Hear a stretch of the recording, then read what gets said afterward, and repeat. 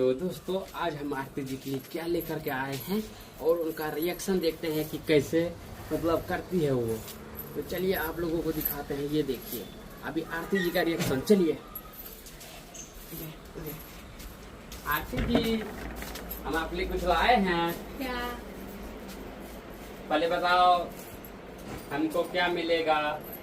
जो हमको देते उसमें से आधा ले लीजिएगा। तो दोस्तों दिखा दे। तो चलिए तो दोस्तों ये जो है देख रहे हैं ना, ये आप लोग के सपोर्ट के वजह से हुआ है और आप अनुमान लगा के बताइए कि कितना होगा। ठीक है, ज्यादा नहीं होगा। आज हमारा दिल बहुत खुश है।